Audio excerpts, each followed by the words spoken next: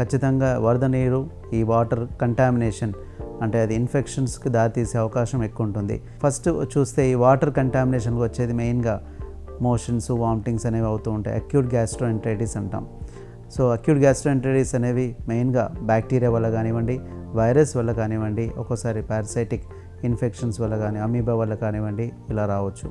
So బేసికల్గా ఈ motions, vomitings అవుతున్నప్పుడు మెయిన్గా మనకు దీనివల్ల డీహైడ్రేషన్ జరిగే అవకాశం ఉంటుంది.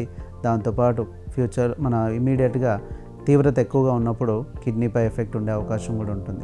ఇది రాకుండా ఏ విధమైన చర్యలు తీసుకోవడం అంటే మెయిన్గా ఆ నీరుని శుద్ధ చేసుకోవడం, అంటే డ్రింకింగ్ వాటర్ని ఏదైతే ఉందో కాచడం కానీ, బాగా వేడి చేసి కాచడం కానీ, లేకపోతే క్లోరినేషన్ చేయడం కానీ, అదేవిధంగా లేకపోతే కుదిరితే ప్యూరిఫై చేయడం కానీ జరగడం వల్ల ఇవి ఇన్ఫెక్షన్స్ రాకుండా మనం కాపాడుకోవచ్చు.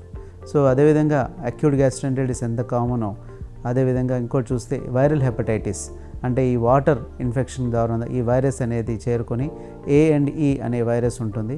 That is called viral hepatitis A&E అంటాం. దీని ద్వారా జాండీస్ కానీ, తర్వాత వామిటింగ్స్ కానివ్వడం, లేకపోతే మోషన్స్ కానీ ఇటువంటి వచ్చే అవకాశం ఉంటుంది. సో ఇవి రాకుండా మనం జాగ్రత్తలు తీసుకోవాలంటే మెయిన్గా అగైన్ వాటర్ని హీట్ చేయడం కానీ, లేకపోతే యాంటీసెప్టిక్ దాంతో, లేకపోతే ఈ ప్యూరిఫైయర్ దాంతో ఈ వాటర్ని ప్యూరిఫై చేసుకోవడము రాకుండా మనం జాగ్రత్తలు తీసుకోవచ్చు. ఎటువంటి జ్వరాలు రాకుండా ఏమైనా జాగ్రత్తలు తీసుకోవచ్చా అంటే ఖచ్చితంగా తీసుకోవచ్చు. ఏ విధంగా అంటే వాటర్ని మనము శుద్ధి చేయడము. మనకు వరదల వల్ల, ఫ్లడ్స్ వల్ల మెయిన్గా వాటర్ కంటామినేషన్ జరుగుతుంది కాబట్టి వాటర్ని బాయిల్ చేసి తాగడం వల్ల ఇటువంటి ఇన్ఫెక్షన్స్ రాకుండా కాపాడుకోవచ్చు. ఫస్ట్ థింగ్ అది హ్యాండ్ హైజీన్ ఒకటి.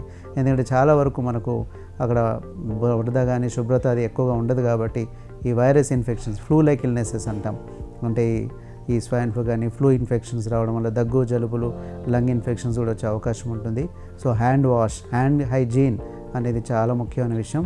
రెగ్యులర్గా వాష్ చేసుకోవడం వాటర్తో కానీ, కుదిరితే సోప్తో కానీ, వీటి ద్వారా ఈ ఇన్ఫెక్షన్స్ స్ప్రెడ్ కాకుండా, ఇవన్నీ కూడా కంటేజియస్ కాబట్టి స్ప్రెడ్ కాకుండా చూసుకోవచ్చు. మూడో విషయం వచ్చేసి జాగ్రత్తలు ఎలా తీసుకోవాలంటే మెడికేషన్స్ ద్వారా.